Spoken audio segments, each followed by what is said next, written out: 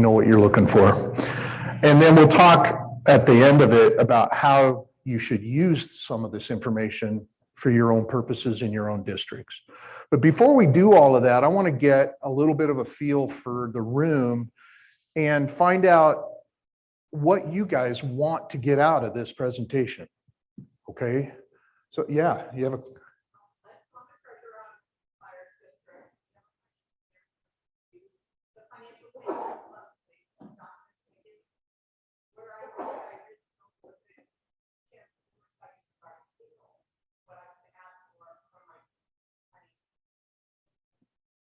Okay, so just to repeat the question, because I guess we have some folks online, is she's with a fire district, you said, yeah? And she oversees the accounting function, and where she really kind of wonders what she should be asking for or looking at is with regards to payroll and how she can be more effective in that review and knowing what to ask for to know if it's right. So fair question. And if I don't cover that, please get my attention again. Anybody else? Is there anything that's just a grinding need? Yeah, back here. Okay, as a board member, he wants to know what are the alarms? What should he be paying attention to? Yeah. I've been on the board for 3 months, and it was probably a little bit of and what do you think we need to be aware of? Okay, so new board member just wants to know what to watch out for, what to look for. And question from online. She says, I'm hoping that payroll is addressed and how a board treasurer can provide additional oversight regarding payroll. Okay, hoping that payroll is addressed and how a board treasurer can provide some oversight over payroll. Payroll seems to be a hot topic, huh? Yes, sir.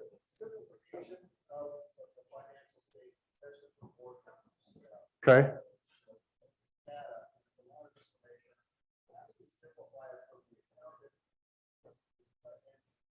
Okay, so simplification of the information coming to the board so it's understandable. Yeah, yes, sir.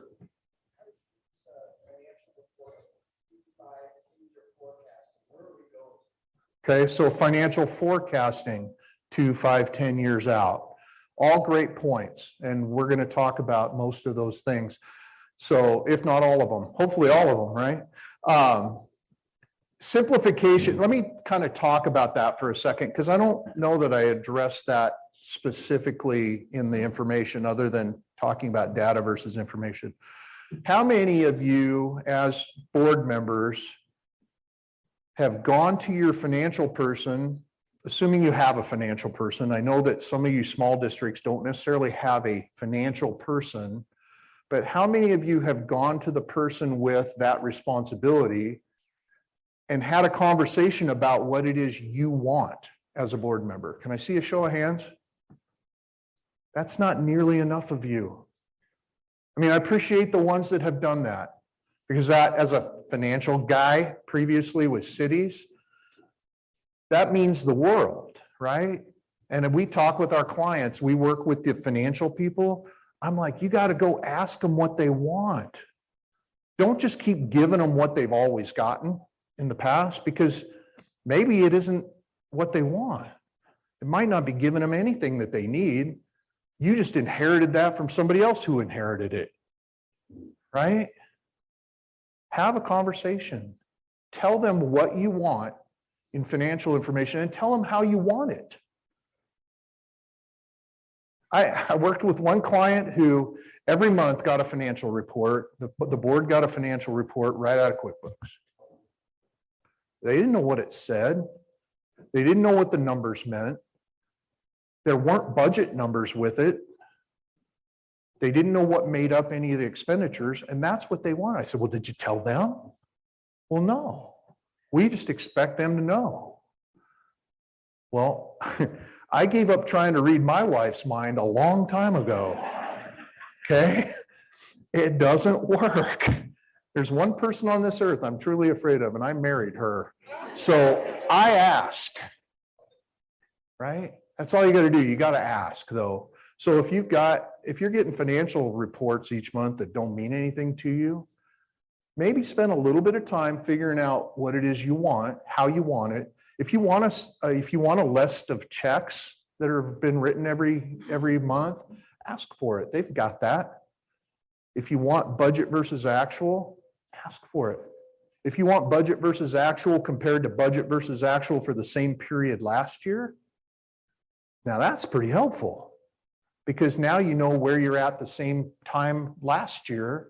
You can tell if there's any big trends or jumps. Ask for that. So hopefully by the time we're done today, you guys will have an idea of what you want to ask for. And then if it comes in this, if you get 37 pages of financial data, that's not helpful. You should be able to get a 1 or 2 page summary that you as leaders can look at quickly and go, things are okay. Or this raises a question for me and we need to talk about that. Okay? We good? Please, during the presentation, if you guys have questions, just ask. This is a whole lot more fun for me, and it's all about me right now. If we can have a dialogue, okay? Because otherwise this can be a really long 90 minutes of me talking at you, and I don't do that well. Those of you who know me know I can talk for 90 minutes about like paper clips if I need to, but this is a whole lot more fun if we can go back and forth, and you're going to get a lot more out of it too. And I always learn something from you guys. All right, so what level of understanding do you have with the information you're getting now? Are you involved? You have to ask yourself, are you involved and engaged in this process at this level? So as a board member, are you asking questions at the meetings about the information you're seeing? Now that's assuming you're getting information, okay? This first slide maybe is making an assumption that you're getting regular financial information.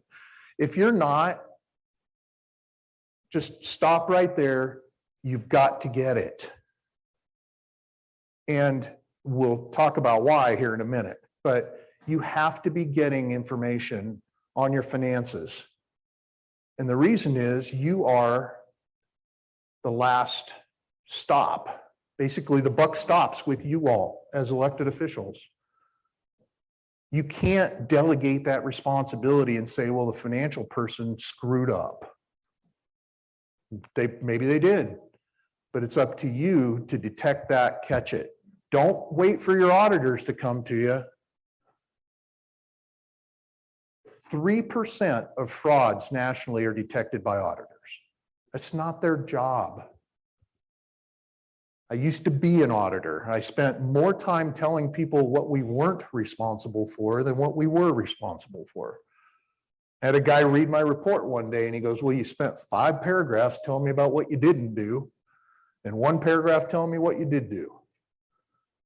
I said, yep, because that's the way our standards were written. Another reason I don't like auditing anymore.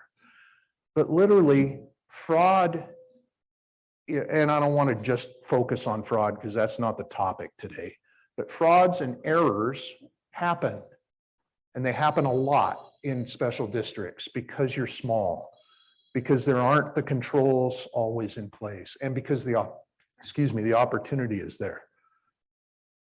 How many people read about the OLCC debacle? Okay, I'm a bourbon guy. I collect bourbon. I have a bottle of Pappy Van Winkle 23 here. I paid for it a lot. But it pisses me off that those guys were able to get away with that. That's called management override of controls. And that can happen in your districts as just as easy. Somebody can take money from you, write a journal entry to cover it up, and if nobody's looking, it's that easy. Okay? People can write themselves an extra paycheck every week if they want to. And if nobody's looking, that'll happen. Yes, ma'am.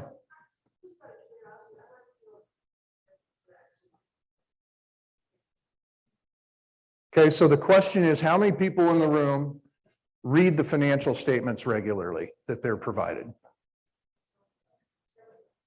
Yeah, every hand should have been up. Okay, that's a lot better, though, than the last question. So we're on an uphill trend.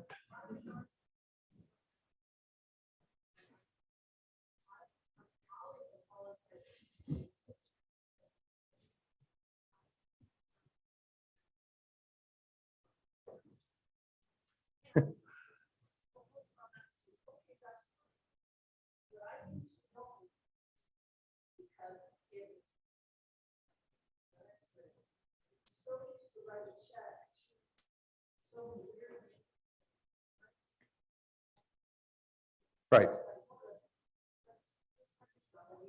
Right. So the question or the point she raises is she reviews her financial information every time she receives it and looks at the vendors to see if there's any weird vendors on there that she doesn't recognize or maybe shouldn't be there. Because it's pretty easy to write a check to, Moody Consulting or, Moody's Hardware Shop and make up an invoice in Excel and pass it through. It starts small, it gets bigger over time. Was there, yes, sir.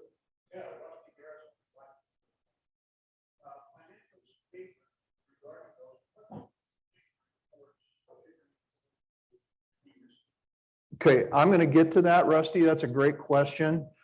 But no, the short answer is you should get a P&L every month. So budget to actuals for revenues and expenditures. You should probably get some information on your cash balances. I could tell you could get a balance sheet, but to be honest, month to month balance sheets aren't super valuable, except to look at receivables, payables, and cash. So if you're getting information on receivables, payables, cash, and a budget to actual, that's the minimum you should be getting. You're welcome. Yes, sir. Is there a statute of limitations for sending an invoice for, say, property taxes that because the county changed their process, but you weren't notified and you discovered a year or two later that the customer owes the money? I don't know the answer to that question. I would encourage you to speak with your legal counsel about that one in terms of a statute. The question, sorry, she's looking at me like, you got to repeat the question. So the question was, is there a statute of limitations for reaching out to a customer who potentially wasn't billed their property taxes because of a change at the county that rippled down? I don't know the answer to that question, but I would encourage you to talk with legal counsel about any statutory guidance that you might have for that. Yes, sir.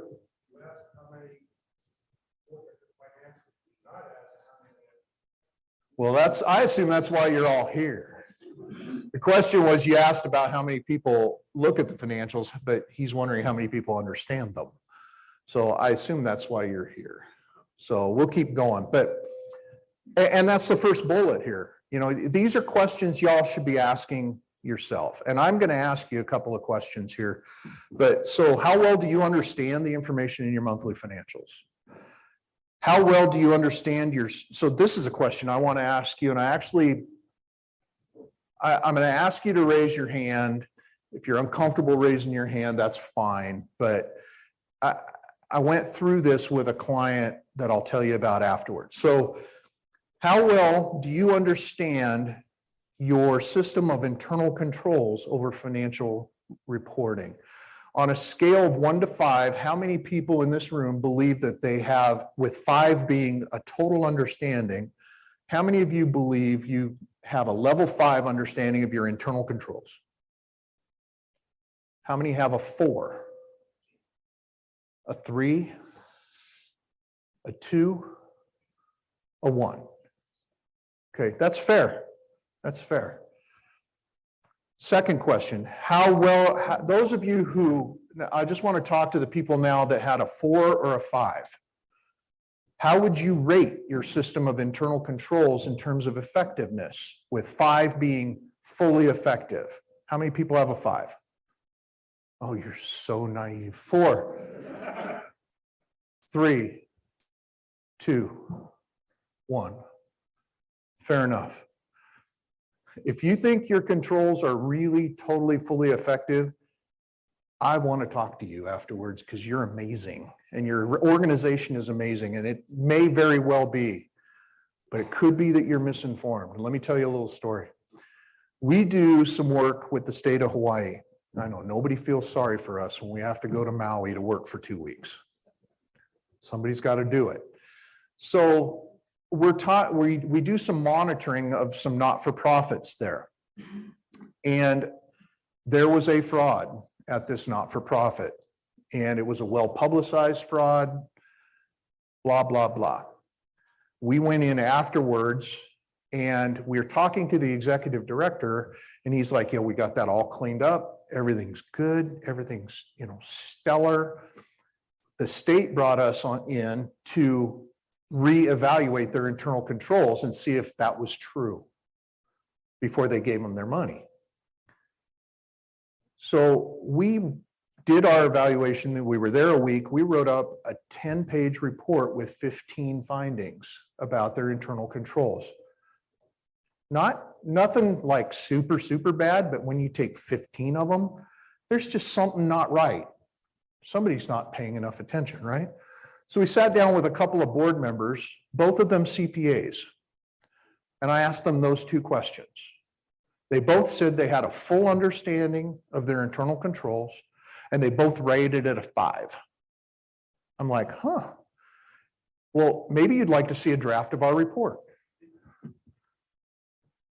They both got really quiet. And I said, so where do you think that disconnect is? And they both looked at the executive director, and I don't think he slept well that night because he'd been telling them everything was fine. They were simply going on his word. There was no monitoring or evaluation from the board of their internal controls. Now, some of you may argue that's not really my job.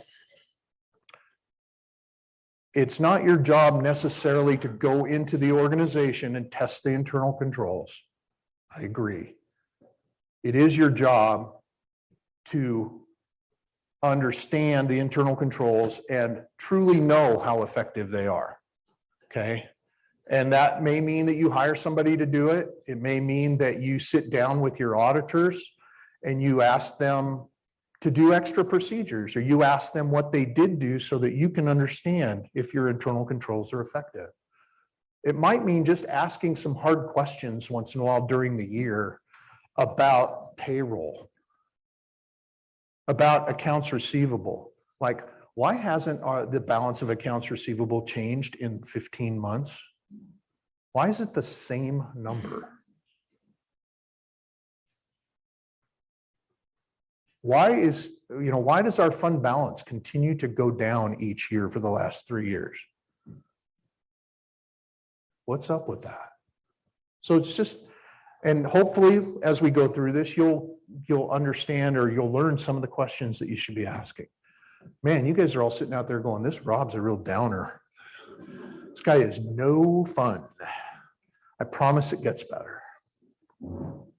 And then literally the last point on here is, how much dialogue is there around finances in your organization? You guys talk about finances in your board meetings, in your organizational meetings? I'm seeing some head nods. That's good. I mean, I realize it's secondary to whatever your specific mission is. If your mission is to, put out fires, that's what you do. But you can't do that consistently and effectively if you don't have the money to do it, right? If your mission is economic development at a port, you still got to have the operating money to keep that going and to be able to do and have the people in place to do what you're supposed to do. So again, do you get what you want from your financial people? Do you know what you want from your financial people? And then, are you living on trust? Trust is not an internal control. Okay, that's my favorite saying. Yes, sir. Well, just on internal controls, I'm a general manager, so I raise my hand. Okay. We pay for a very expensive audit.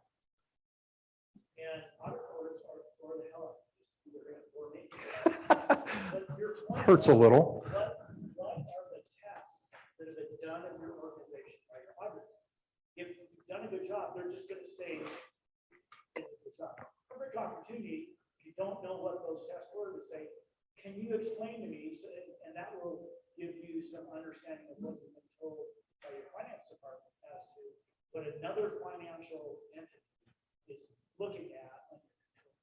It's a great point. Whether they're good or bad, you're gonna find out the test, how they did it. that process. So his comment is he's a general manager and your annual audit, you pay a lot for that, relatively speaking, okay? Take the time to talk to your auditors and find out what tests they're actually performing on your records. And now if you're the accountant, they may or may not tell you, right? Because if they're telling you everything they're doing, it's pretty easy to go around those things. There have been plenty of documented cases in this state with special districts where there's been a fraud because the finance person knew exactly what the auditors were going to look at. Okay, but taking the time as a general manager or as a board member to ask what kind of tests they're performing to see, really, because he's right. The report, if you're doing fine, the report just says you did fine. It doesn't tell you where your internal controls are or aren't.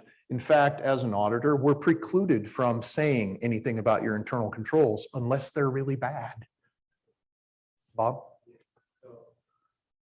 Sorry, Chief Palmer.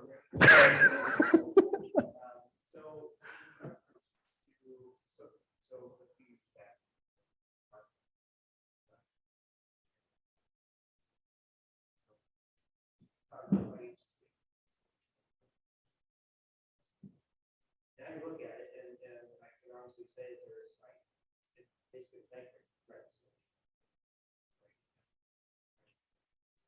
Okay. And so I look at those and I know there's supposed to be balances, but I guess what things might be looking at to make sure that. Okay. No, it's a great question. So Chief Palmer says they contract their financial activity with the city. And he gets a bank reconciliation report every month and is asking what types of things he should look at that to get that warm fuzzy feeling. I could so tell a story on you, but I'm not gonna, because I used to be the finance director for the city there when Bob was the chief. Anyways, sorry. I'm back. One of the things that you would, so here's what I look at when I look at a bank reconciliation report for a client. One, I tie the beginning balance to the bank statement and I tie the ending balance to the GL and make sure those numbers work, right? And then I look through every line item of that reconciliation in terms of cleared items and I see if they make sense. Okay. Do these deposits, are those kind of line up with my expectations? If I know I'm getting blah, blah, blah, or it's burn season and I know I'm issuing burn permits, are there a whole bunch of little amounts coming in?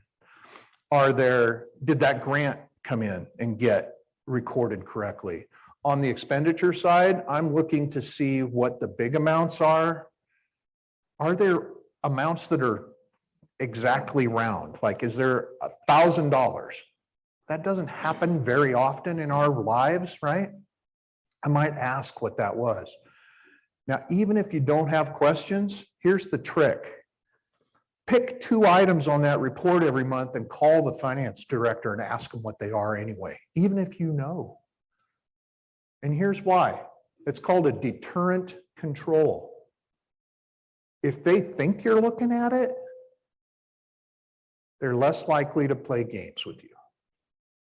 Now, that's a secret just amongst us. Okay.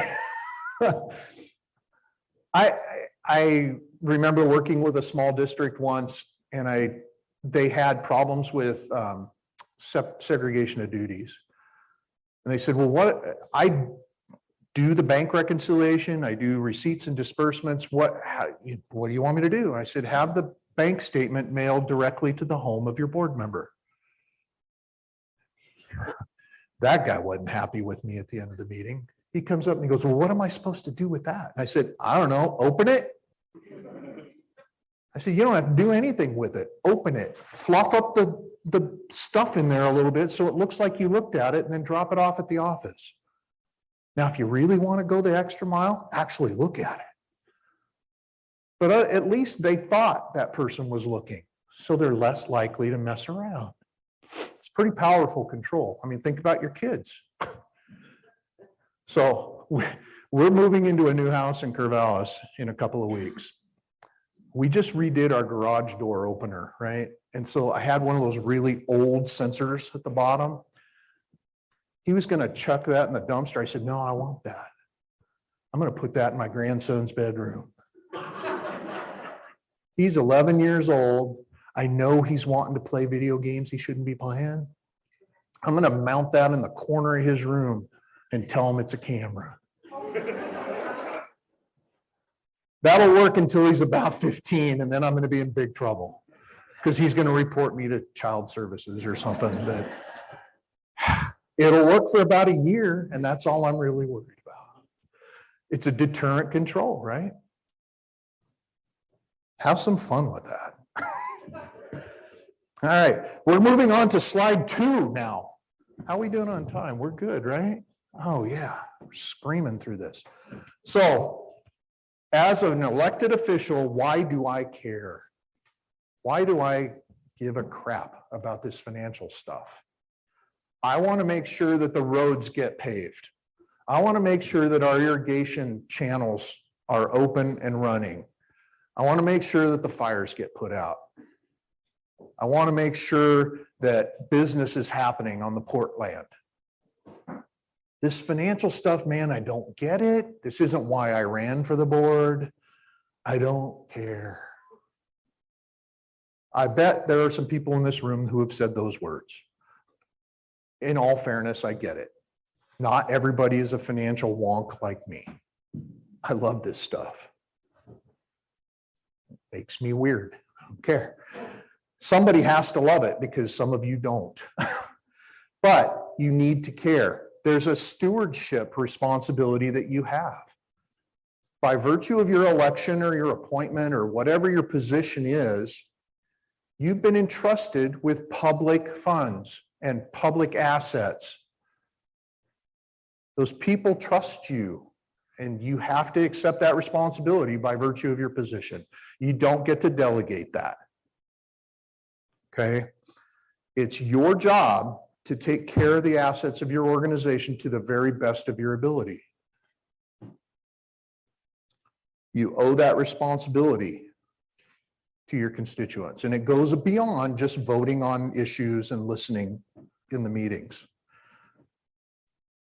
That's that same as that fiduciary responsibility. And I know you've all sat in sessions before where you've talked about the fiduciary responsibility of being a board member, right? I won't bore you with that lecture again. See, I told you it's going to get better. Strategic planning. This is a big deal for me, and I preach this to a lot of our clients. If you're just looking at things this month or even this year in terms of an annual budget, that's really probably not enough. I mean, you have to do that, right? You have to pass a budget, you have to live by it. But an annual budget can lead to a lot of directional changes over time, right? Every year, potentially, you could change direction 90 degrees.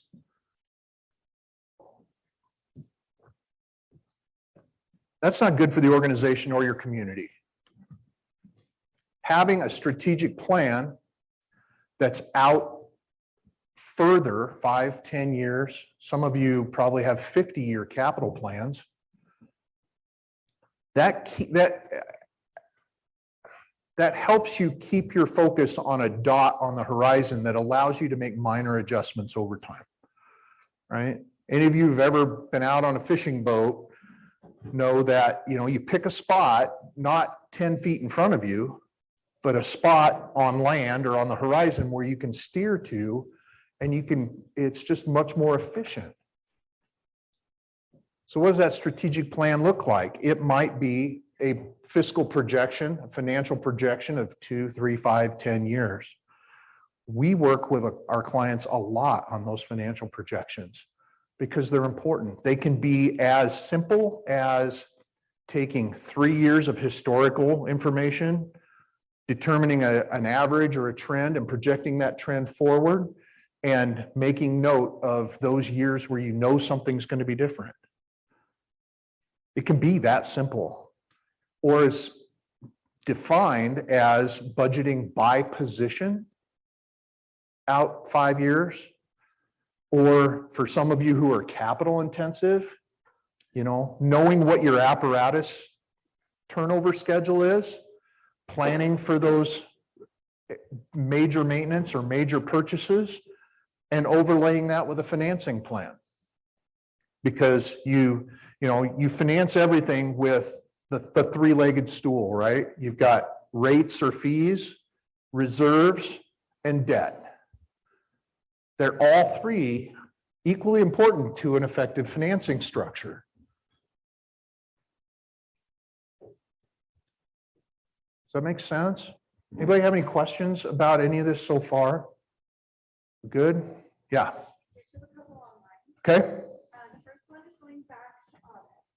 It says, our CPA emphasizes that his annual report is a review and not an audit. Okay. Any comment? All right. This is actually a great question. So the question is, their CPA is very clear about the fact that their financial statements are reviewed, not audited. That is a size thing, okay? Because small districts aren't under a certain expenditure threshold. I think it's 250,000. It might be $500,000. Are not required to have an audit, but they are required by the state to have their financial statements reviewed. So what's the difference between a review and an audit? An audit gets you an opinion, first of all, that the financial statements are fairly stated in all material respects. A review gets you a conclusion that we didn't find anything that causes us to believe they're wrong. Paraphrasing.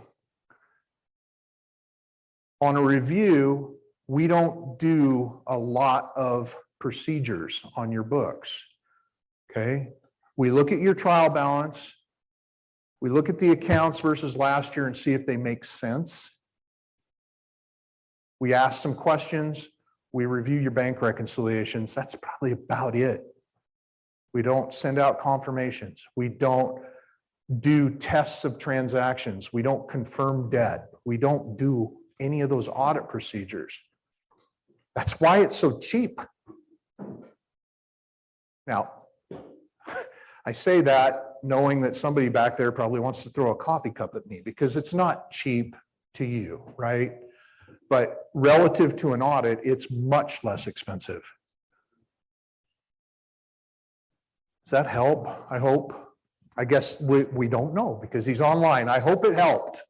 Hope it helped out there. And you had another question online, and then I'll get you. I have another one that just came in. The first one, what type of info is too in the weeds for board members? What is appropriate information for board members to review?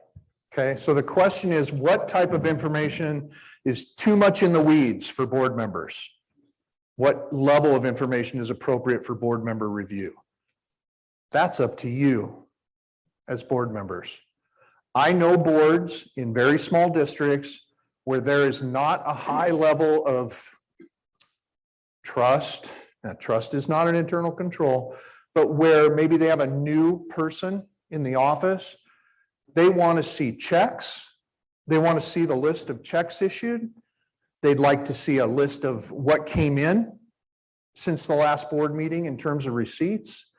They want to see bank reconciliations. They want to see financial statements. Then they want to talk about it.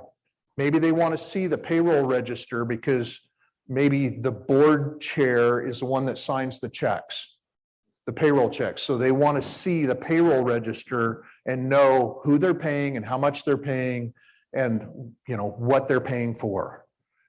Some of those board members look at the hours worked to see what kind of overtime they're paying. That's up to you all. In my mind, for a small district, I don't think there's really any problem with that because you probably don't have a lot of compensating internal controls. Now, if TVF and R were doing that, I'd be like, why? You know, Mid-Columbia Fire, they're big enough that I probably wouldn't, as a board member, want to look at every check. I would have some level of understanding of the controls and faith in the controls in place that I would want to pay attention to whether those controls are effective. And then I could rely on those and do a higher level of review. Let me go to this guy and then I'll come back to you. CIP. Our organization was founded 2 years ago. So the strategic planning to that date was, we take in fees, we have this much money, we're gonna do these projects. Not whether or not it met the needs of the district over time. So if you don't, so we're very capital heavy, you know, collection system and treatment. Millions of dollars every year go out. Is that enough? Our improvement plan showed we're about $2.5 to $2.75 million underfunding both those sides, and we were spending $1 million per million already. Okay. Yeah, so his comment is they're a capital intensive organization. You're Philomath Fire? No, I'm with Rosemary Urban Sanitary. Okay, RUSD. Very capital intensive. They were on a pay-as-you-go program for capital. We bring in this much in fees, we're going to spend this much on capital, and that's what we can do. And that allows you to address some maintenance issues, some new construction, blah, blah, blah. Until you evaluate your actual infrastructure and your actual capital. So if you're a fire district or you're a sanitary district, you have somebody help you do a condition assessment of your facilities and your apparatus and your vehicles and your equipment. And you start to look at, well, I've got this plant, or I've got these collection lines that are, 50 years old. They have an estimated life of 75 years. Okay. This pay-as-you-go doesn't leave me any money in reserves to pay for that stuff. What am I going to do in 15 years when that line collapses? Or what am I going to do in 3 years when I need a pneumatic unit? Well, you start to become aware of those things, and then you start to ask yourself the question, how am I going to pay for it?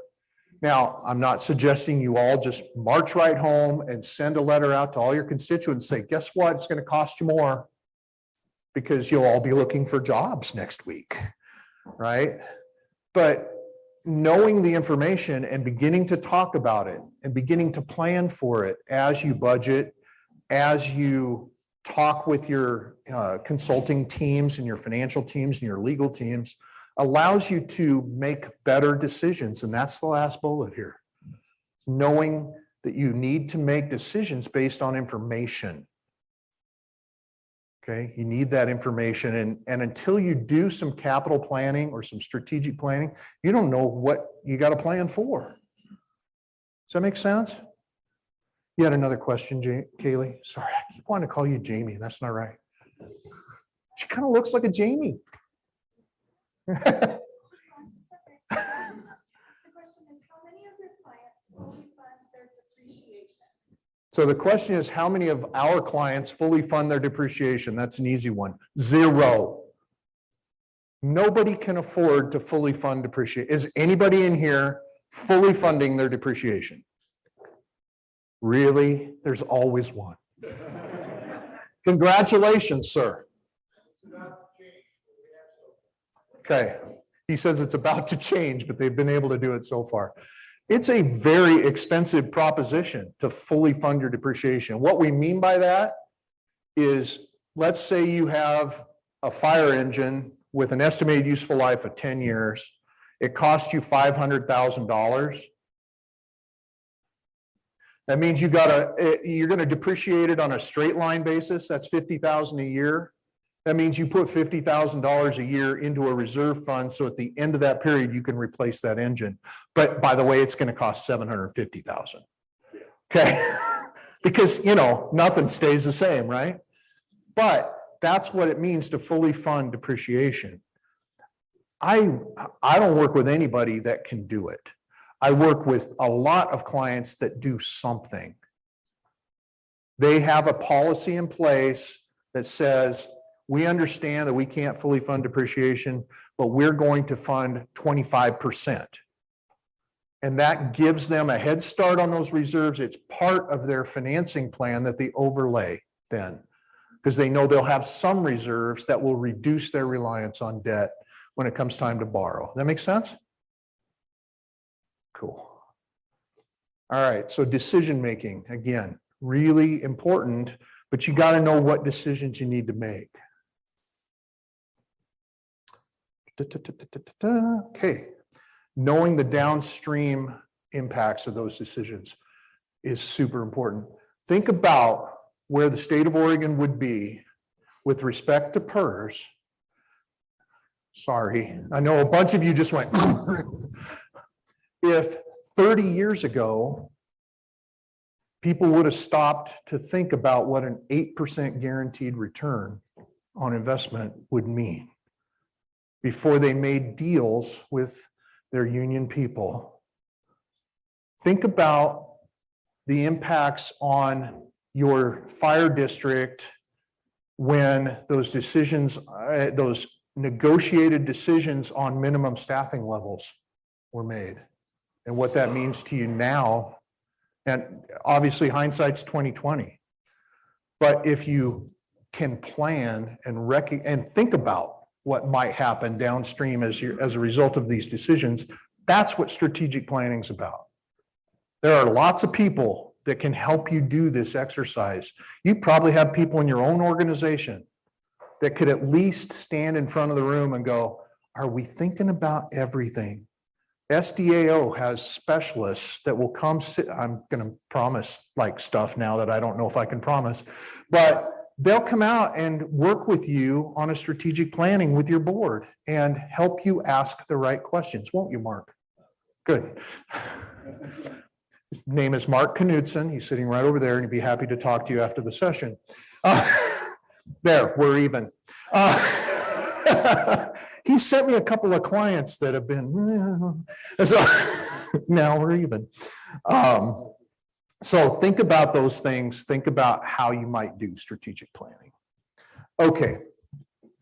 Going to shift gears here just a little bit because this is going to get to some of the meat of what I've been talking about.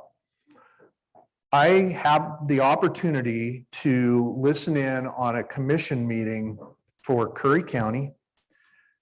Curry County has their share of struggles. Okay. Any of you know about Curry County, you know that since the whole timber funds thing has just destroyed that county financially. So I had an opportunity to listen to one of their commission meetings and their former finance guy. And I was asked to be there to see if we could help them put together some sort of a strategic plan to kind of reverse this downward trend that they're in. I listened to this guy talk for 30 minutes.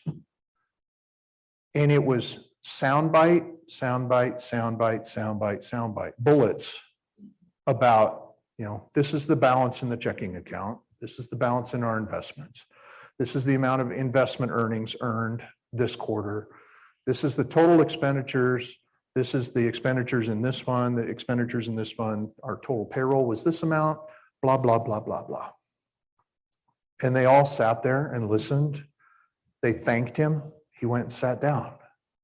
I was like, oh my God, they didn't learn anything.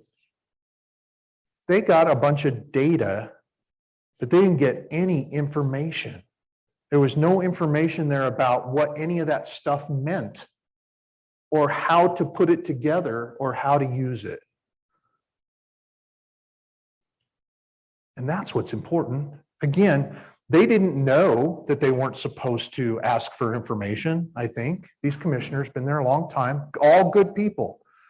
Don't get me wrong, just like all of you are good people, your heart's in the right place, you're doing what you think is right for your organizations and your communities. But you don't know what you don't know. And so having, being able to then follow up with a question is like, well, okay, you said our, capital expenditures were X. What were they this time last year? Are they up? Are they down? Are our property taxes coming in at the same percentage that they did last year? Are we seeing a decline in property taxes as a result of COVID? I don't know, something. COVID gets blamed for everything. If I don't know what happened, it was COVID. Or my daughter. It's her fault too. Her favorite saying for me is, when the horse is dead, get off. That's her way of telling me, yeah, I got it, Dad. I do not need to listen to you anymore. My son's favorite saying is, life is hard. It's harder when you're stupid. I don't know why he keeps saying that to me. Not sure who he's talking about. So let's talk a little bit about the difference between data and information. Data is words and numbers. Data is bullet points. Data lacks context, that comparison, or whatever context. Information will give you maybe some charts and graphs that show you trends, show you outliers, things that will prompt a question. How many of you are visual type people? Okay, I'm totally a visual person. I don't want to read a table of numbers. I'm good at that, but I'd rather see some sort of a visual representation. I love charts and graphs. So I try and give people both because not everybody learns the same. Charts and graphs, background and purpose. Every report that our firm issues starts with, this is the objective of our engagement. This is the background. This is what we're supposed to do. And then what are our findings and our recommendations? Because that background is so important. And then just being able to communicate it in a way that's meaningful. If your finance person can't talk to you like a person, if they have to use a bunch of accounting language, if they have to speak CPA, then you probably need to have a conversation with them about, hey, and it's not dumbing it down. That's an unfair comment. It's meeting your audience where they are, right? Okay, so I'm going to tell the story about Chief Palmer. I love you, man. When I was the finance director for the city of the Dalles, I'd have to write these financial memos that went with our monthly financial packets. I always took it to Chief Palmer first, because if I could get him to understand it, I knew I could get everybody else on the team to understand it. He was kind of my lowest common denominator. But what that did was help me speak in a way that everybody could understand. And that's really not a bang on Bob, because I'll kid you not, the city attorney was worse than Bob, but I couldn't get to him.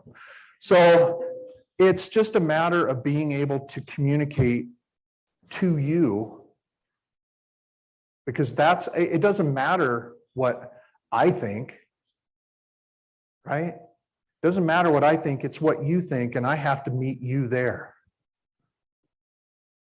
Otherwise, it's lost.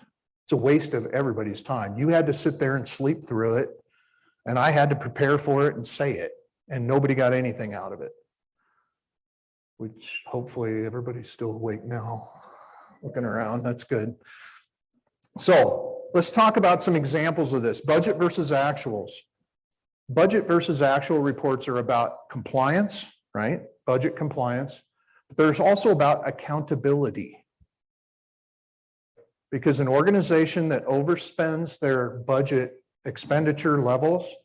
How many of you know that there's a statute that says if your local government overexpends its budget, the board members are personally liable for that overexpenditure? It's there. It's in stat. I looked it up because I didn't believe it. It's there. I have never, ever seen it enforced. I have seen it threatened by the state. So that doesn't mean that, you know, you all should go into your finance office with a machete and start, you know, screaming at people that they can't go over their budget. Budgets are plans, things happen. But you need to be aware and you need to be watching that if, you know, equipment maintenance is at 90% of the budget in August, maybe we've got a problem. Maybe we had a couple of engines go down or we had a pump go down and we had to fix it. Okay, we're at 90%. We probably need to adjust that budget for the rest of this year because we're not going to get through it. And you do a budget adjustment and all is right with the world again. Yes, sir. Isn't that specific fund, not line? Yeah, yeah.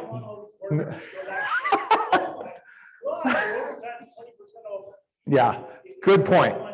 Good point. So what I'm talking about being over your budget, it matters what your legal level of appropriation is. Okay, it's not, I don't think probably any of you in this room budget at the line item level. You either budget at the category level, personal services, material services, capital outlay, or you budget at the fund level or maybe a department level. So yeah, before you start swinging that machete, go talk to your general managers and the people who know how to do this. But you should be asking the questions, right? It's about accountability. Context, that same time last year, you know, we get people all the time who are like, oh my God, the insurance budget, we've expended 100% of our budget and it's only September and our year started in July. Well, yeah, because the invoice comes in July and you have to pay it. And it's a one-time cost. You're not going to have more invoices show up later in the year. So that one's okay. You might not know that unless you looked at last year and you go, oh, we were in the exact same spot last year in September. All's good. I'll sit down. I'll have another, you know, glass of water, breathe. Are we collecting on time? Receivables. Having a receivables balance on your financial statements without an aging, not very meaningful, unless you just look at the number, what it does month to month. I would ask to see an aging of your accounts receivable.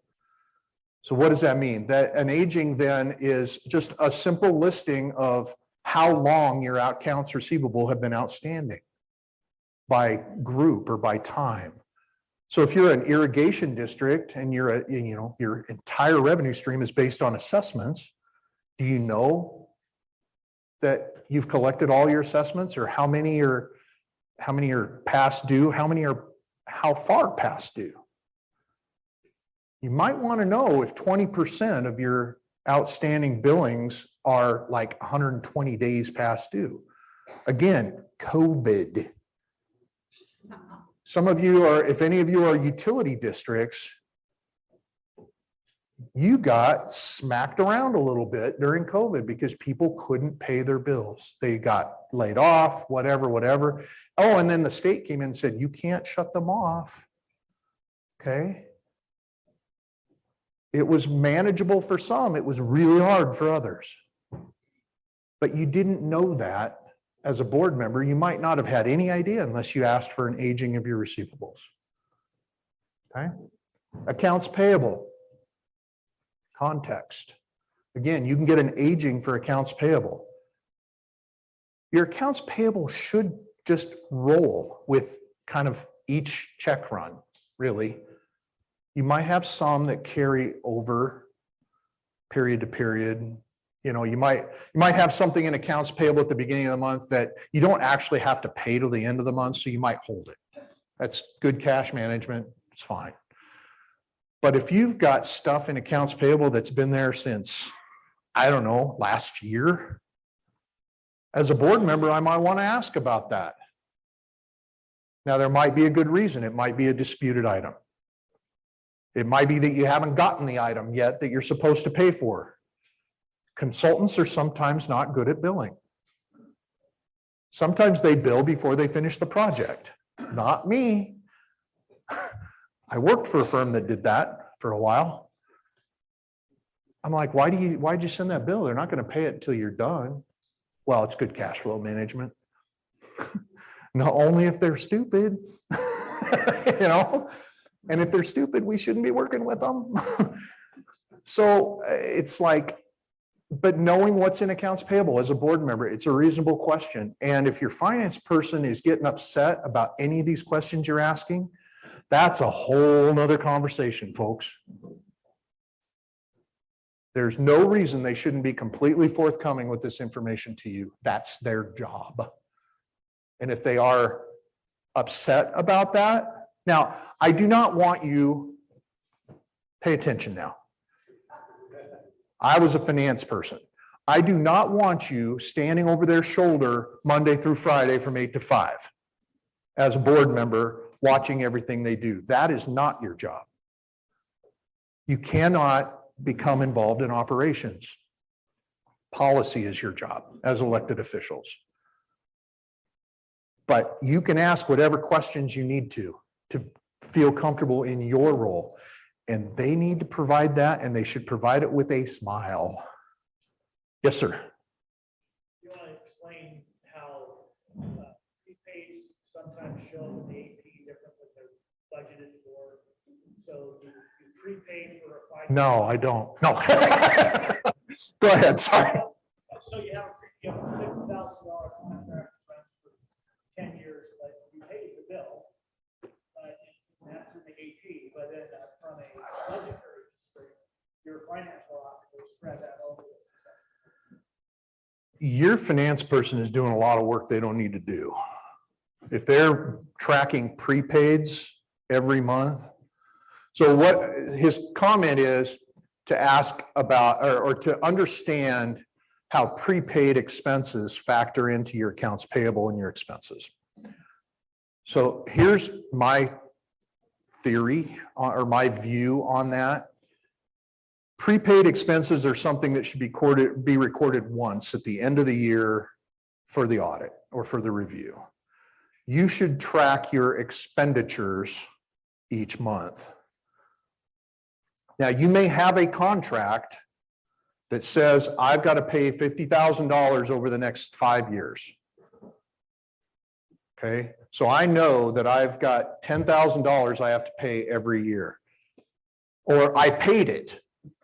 Maybe I paid, God forbid that we paid $50,000 in advance. Here's where this happens though, is your insurance. If your insurance crosses fiscal years, maybe you pay your insurance in January and it's good for a year. You paid it once for budget purposes, over and done. It's an expenditure, it's done, it was budgeted, you're done. At the end of the year, your auditors will reclassify half of that as a prepaid expense. And then you'll reverse it in July and it goes away again, and you'll do it all over again the next year. If you're actually tracking that prepaid expense and doing a journal entry to recognize the expense and offset the prepaid each month, that's a lot of work that doesn't, in my mind, doesn't bring a lot of value. Well, but insurance, for example, if I did it the way my board would see us overspending on insurance. Didn't you budget for it? We budget half a year. That's Oh, so you budget half a year. I understand now. Okay. Okay. You're looking at AP. Yeah. Which is the whole amount. Then you ask the question. Right. Why is this 200,000 and you budgeted 100? Right. Okay. Fair enough. So his comment is they budget it differently. They budget for a half a year. They spend for the whole year, but then they offset it with the prepaid expense so it all lines up. you gotta keep things aligned, but those are the kinds of questions as board members that you should be asking if you've overspent, if you see an over expenditure, or you see these, if you see prepaids on your balance sheet, it's probably a worthwhile question to ask, just so you understand what's there. Thank you. Any questions, Kaylee? Yeah. I actually do have a few. The first one I think you might have touched on. They ask, is there a clear list of minimum financial reports a board would want to see every month? Okay, so the question is a clear list of financial reports that a board would want to see every month. I know we've touched on some. It's like that budget to actual, balance sheet, AR aging, AP aging, and maybe some payroll summary. So, but we'll continue to talk about that throughout. You got another one? The next one is, grants are becoming a significant part of our department's operations. How should they be shown on financial information? Okay, so grants are becoming a significant part of their operations. And the question is, how should those grants be reflected in their financial information to the board? Well, there's the accounting question. You account for the money in and you account for the money out. Now, I don't know what types of financial systems you all are on. My guess is the majority in the room are probably using QuickBooks. Maybe not, but there's a number of you that are using QuickBooks. QuickBooks doesn't do a great job with like project codes. I mean, you can do classes. There's something called a class that you can use to track groups of information. If I was a board member and I had a significant grant for construction or for operations or whatever, I'd probably want to see a monthly summary of where we're at on that grant. And it could be as simple as, this was the grant award. This is how much we've spent. This is how much we've drawn. This is how much they owe us still. I mean, it's a pretty simple reconciliation to do. Okay. Did you have a question? Yeah. Well, I was going to ask you, is QuickBooks the standard, or can you get away with Excel? No. That was a flippant answer. The question was, is QuickBooks the standard, or can you get away with keeping your accounting on Excel? You could, I suppose, develop a financial system that was Excel based. I wouldn't. I just wouldn't, because you're going to do a ton of work integrating each page. I've never seen it done, and the thought of that actually kind of makes me a little sick to my stomach. I'm sorry. It's a reasonable question, but no, I wouldn't do it. QuickBooks, I mean, I know you got Peachtree and all that stuff, but QuickBooks at this level is probably the best. QuickBooks is a reasonable alternative for a small district, yes. Yeah, question, yes? So we recently changed from dual accounting basis to modified cash. Okay. And one of our grant funded, and one of our board members is suggesting potentially on a quarterly basis to match up with when we get our reimbursements. Thoughts? I think that's a reasonable question, a reasonable request. So the question was, they are grant funded to a large extent. You can like cut me off if I misspeak, because I think I heard most of it. My wife says I can't hear it all, but I think I heard you. You're mostly grant funded, and you recently switched from accrual basis of accounting to modified cash, and you have a board member requesting that you do your financial statements on a quarterly basis to match up with the grant requests and the grant activity. I think that's a reasonable request from a board member. So it's okay that we're not necessarily talking about it on a regular basis. Now, whatever your board can be comfortable with is okay. I wouldn't like do it if they're like, we don't need to see anything till year end. That would make me a little twitchy. Okay, Kaylee. A couple more. One is, audits are very expensive. How would you check to see if your organization qualifies for a review as opposed to a formal audit? Okay, so the question is, audits are very expensive. How would you know if your organization qualifies for a review versus an audit? It's in statute, it's ORS 295, I think is, don't quote me on that. Google municipal audit law, and it's in ORS, and it will tell you what the thresholds are. Now, understand that there is current legislation it's a House bill right now. I believe, well, it unanimously passed the House. I believe it's going to Senate committee next week to increase the threshold to $1 million before you're required to have an audit. Pretty cool stuff for a lot of you, okay? So track on that, but the current statute will tell you what the requirements are as of right now. Kaylee? The next one is there any data on what percentage of special districts outsource their financial reporting versus having it in-house? So the question is there any data on how many special districts outsource their financial support or financial reporting versus have it in-house? I don't know of any such data. We could do a quick informal thing here. How many people in the room outsource your financial accounting function? Wow, more than I thought. So there's probably a little less than 10% of the people in the room. Congratulations for those of you who've been able to make that work. That's thinking out of the box sometimes. I have cities that I'm actually encouraging to do that, to contract with counties because they just can't hire they can't hire finance people right now. Yes? No. Yeah, yes. Those folks that do it in-house, do they also contract with the accounting firm to just kind of double check numbers and make sure you have a double check? Well, I know the answer to that is yes, because some of those people are my clients. But so the question is, how many of you who have in-house accounting contract with a CPA or an accounting firm to like backstop or do double checks and reviews? How many of those folks? Okay, so it's about the same percentage. So, yes, sir. Does not your audit require a reconciliation by a third party? Oh. My auditor does. Okay, so the question is, does your auditor require a reconciliation by a third party? The answer to that is maybe.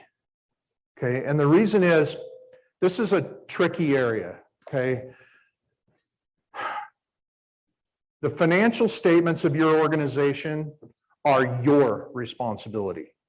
They're your financial statements, not the auditor's. I always hear this, well, the auditor's financial statements. Yeah, that's not the way it rolls, folks. They're your financial statements. They're auditing them to give you an opinion on them. So some firms have said, we cannot draft your financial statements for you and do the work to get them to be financial statements and then come in and audit them. I totally get that. That violates some independence rules, okay? Some firms, especially when they're small firms, don't have the capacity to separate and break that apart. Our firm when we were doing audits, was able to separate that enough that we were able to argue that we could maintain our independence. So like my partner Tanya might be doing the audit with her team. I might draft the financial statements, go over them with you and make sure that you could own them, and then Tanya would audit them. That's becoming more and more difficult to maintain that separation.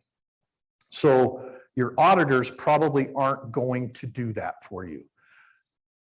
You don't have to contract with a third party if you have the capacity, the competence, the time to draft your own financial statements. Now, as a small special district, I am guessing a number of you, that's really not your gig. It might be, some of you, I mean, For example, Deschutes Library is a client of ours. They, worked with us to draft their financial statements. They have the ability to draft their financial statements. It was a capacity thing. And then their auditors come in and do the work. Yes. So we've had trouble finding an auditor, found an auditor, but we're about 2 years behind because he's behind. Yeah. So the question is, or the comment is, we had trouble finding an auditor. I'm not even going to ask you to raise your hands because I'm afraid they'll all go up. And I get blamed a lot for that. But they've had trouble finding an auditor. Now that they've found an auditor, their audits are 2 years behind because their auditor is 2 years behind. I don't have an answer for you on that. So here's what I think is going to happen. And please don't throw anything at me. I'm getting older and my reflexes aren't as good as they used to be. The issue is, here, I had this conversation with the Secretary of State when our firm got out of auditing.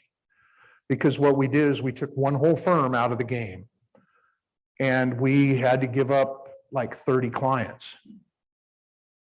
It did not make us popular. I understand that. Especially with the Secretary of State, because she called me pissed. And when I was talking with her, and not the Secretary of State, it's like the audits person at the Secretary. I'm not that big a deal. So I'm talking with Amy John, or Amy John now. Most of you know Amy. And I said, here's what I believe is going to happen now. It's going to take 2 to 3 years for the market to adjust. Fees are going to have to go up in order to entice others into the market. Because fees are so low on municipal governments. I know that doesn't feel that way to you, but to the firms who are doing this work, it's a real low margin type of situation. And I'm sorry, that's my perspective. You may or may not agree with me. This is a difficult conversation to have with clients. It's a difficult conversation for me to have with this group because I'm a little afraid of all of you.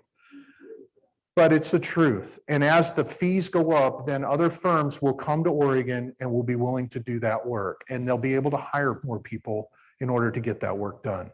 We're still in that adjustment period. Yes, sir. Please get me out of this conversation.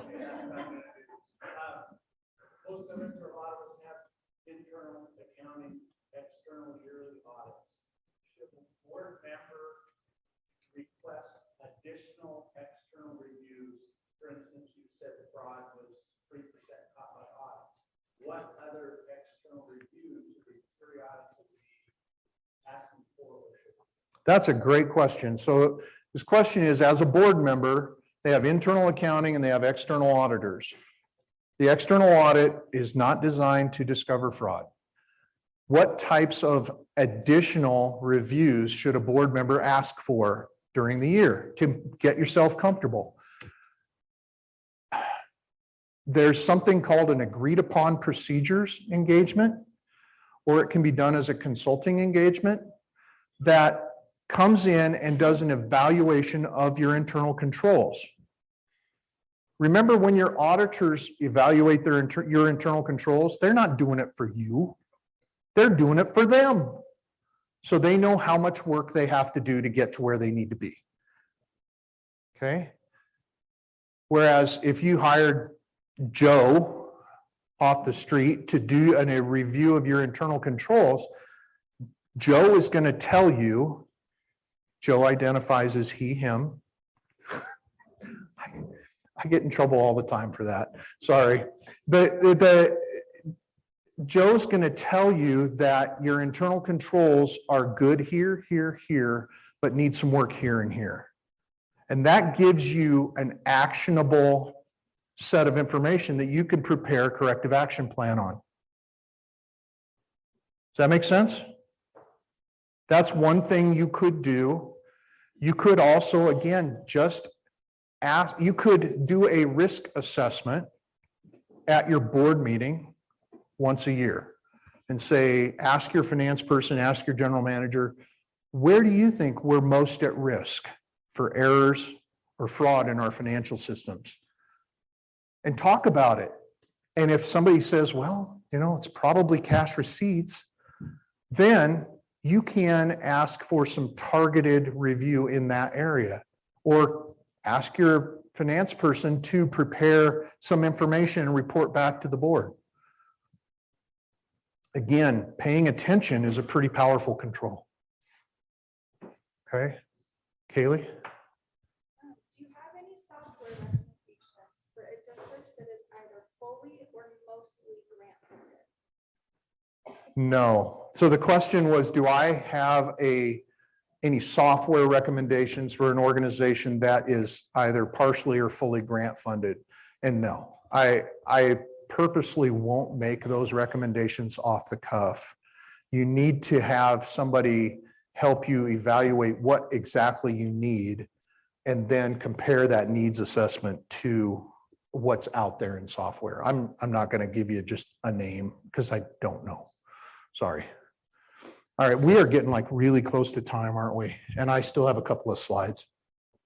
I told you 11 slides wasn't going to be bad. So internal reporting, again, this is some things that you should look for in terms of what information you're getting each month from, your folks, what you might use it for. Again, we talked about accounts receivable aging. Why are we not collecting? Do we have payment plans in place? What's going on? AP, what's outstanding? Interfund loans and transfers. This is one that you should be paying attention to. If your jurisdiction has interfund loans, you should know why. Why did one fund loan another fund money? Did they run out of money in that fund? Was there a big project that you're funding internally through, a loan instead of having to go out and borrow? Those are all reasonable things, but you better know. Because if there's just a loan between funds and you don't know about it, that's not good. Because it's a way that people can conceal stuff they're not supposed to be doing. Journal entries. You might ask for a list of manual journal entries each month. Now, if you just ask for it and you look at it, that's a deterrent control.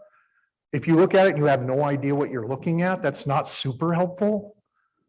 So you might, as a board member, go sit down with your accountant and ask them to walk you through those journal entries.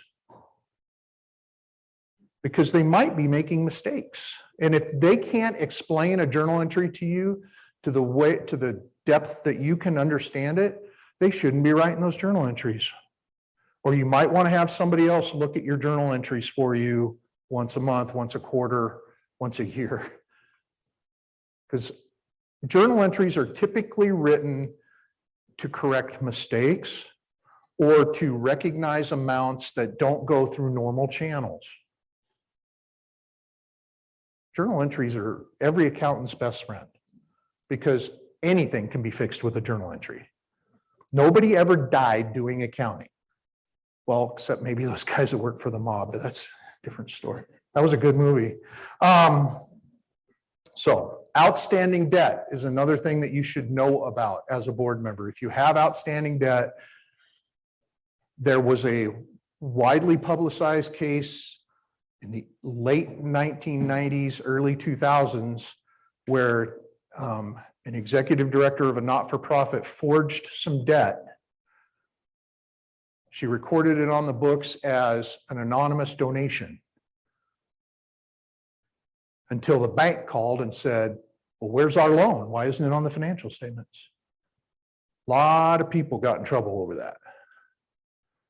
Board members had no idea because the person had forged signatures onto loan documents. Whoops, I pushed the wrong button. Didn't I? Nope, never mind. That little thing moved, Kaylee. Okay, audited financial statements, external reporting, audited financial statements. You have to know what you're looking at. There are some things on there that are actually very helpful. I always tell everybody, read the MD&A. Okay, read the MD&A in your financial statements as a board member because it's written in plain English to help you get from point A to point B. If you don't understand what some of the amounts are, go ask. Yes, ma'am. Explain the whole bit, what you just said. Oh, MD&A, Management's Discussion and Analysis. It's a piece right in the front of the audit report. A big part of the audit is process. You should understand the process and what your role as a board is in the oversight of that process. The auditors work for you. They don't work for your staff. Don't ever be confused about that. If you don't understand something, make the auditors come tell you. You can replace the auditors. Well, maybe not now. This would be a bad time to be doing that, but they need to know that they're accountable to you. Okay, they should be talking to you. You should have an exit conference with your auditors when they leave. This is the audit process. There's a draft, there's generally a review and discussion, and then you have to accept that audit as an action item at your meeting. If you're not seeing a draft or having an opportunity to review and discuss it before it gets issued, some of you are okay with that. But you have the right to review and discuss it with the auditors before they issue their report. How do I use this? And I realize I'm going really fast here, you guys, I'm sorry, but the only thing between you and lunch is me. So understanding what you're looking at, understanding beginning balances. If they're going down, why are they going down? Well, it's probably because you're spending more than you're bringing in. Are you budgeting to spend more than you're bringing in? Maybe. Where total revenues aligned with total expenditures for the year, either in the budget or in actuals. Those are things that you should be looking at. Because if not, you have what's called a structural deficit that will literally eat you alive over time. See it all the time. Are cash balances and investments where you think they should be? I worked with a government who had $2 million more than they had any idea because nobody ever told them about their LGIP account. We're like, what do you mean we only have $300,000 in the bank? How do we even run this place? Well, you have $2 million. What? They literally had no idea the money was even there because their finance person, that was their safety bucket. Well, I'll never get in trouble because I have that money over there. No, you're in trouble now. Is your balance sheet in line with your neighboring community or your neighboring jurisdiction that is a lot like you? How many of you have seen All the Queen's Horses, the documentary? 1, 2, maybe. Watch it. It's on Netflix, I think. YouTube. It is the largest municipal fraud in American history. This woman stole $52 million over the course of 20 years. All kinds of people should have noticed. They were literally right next to another city who got the same state funding, the same grants, everything, but this city was always broke and this city wasn't. Huh, I wonder why. Because she had 200 quarter horses. Now, quarter horses are cheap, right? Somebody told me once the way to make $1 million on horses is invest 10 million. But watch the documentary. It's an amazing show and it will be eye-opening and you will ask questions. Any other questions to kind of wrap up the, holy cow. You were first. Is there a list on the foods or special districts? I would talk to special districts first. And if they can't help you, I believe they will refer you to someone who can. Mark's your guy. There was a hand back here. Oh, payroll. Okay, I'm sorry. Let me talk just a few minutes about payroll. Payroll is actually it's a hard area to do a fraud in if people pay any attention at all.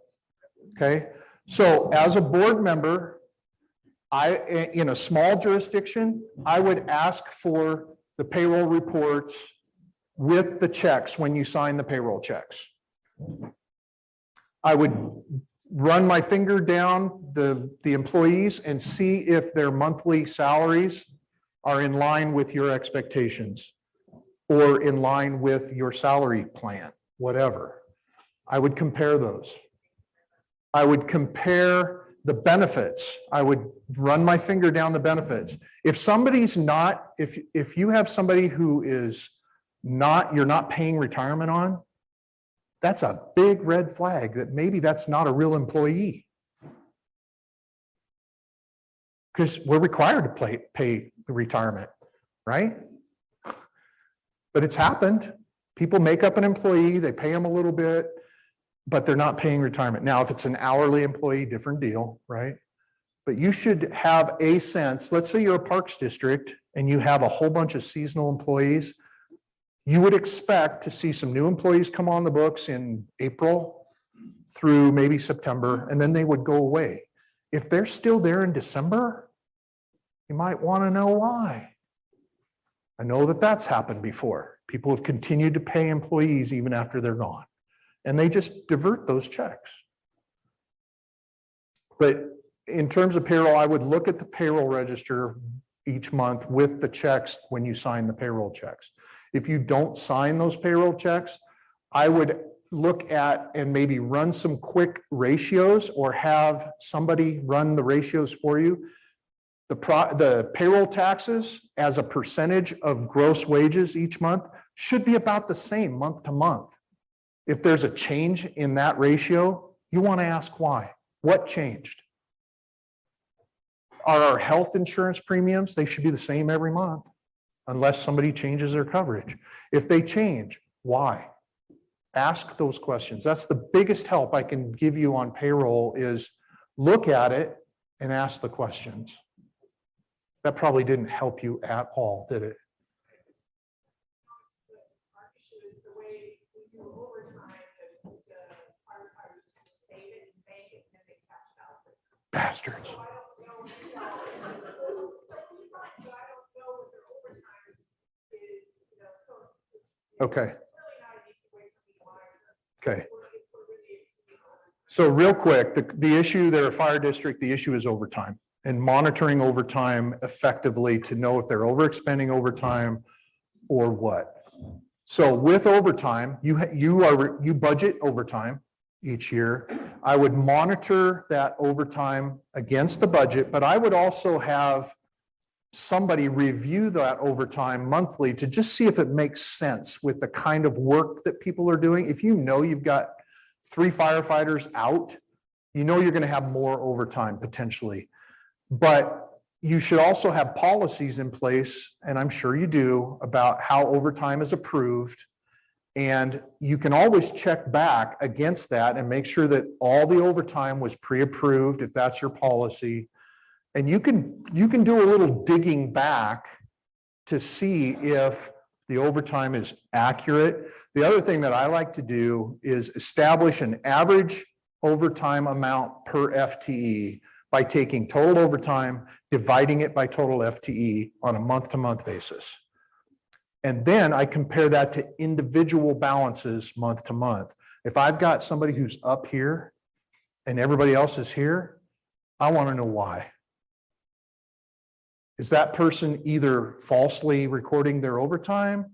Are they playing games with the system where they've got somebody else, they've made an agreement? Okay, this happened. It was police at a city, but one of the guys got a divorce, needed money, so he worked it out with his buddy to call in sick. He picked up that shift every time. It was right there when we looked. Chief called him in, got him to admit to it, he fired him. So we can talk more about like tests or things that you might do just to check overtime. I'm sorry, we ran out of time. Hey, y'all have been great. Thank you for your time. Appreciate you. Call me if I can help.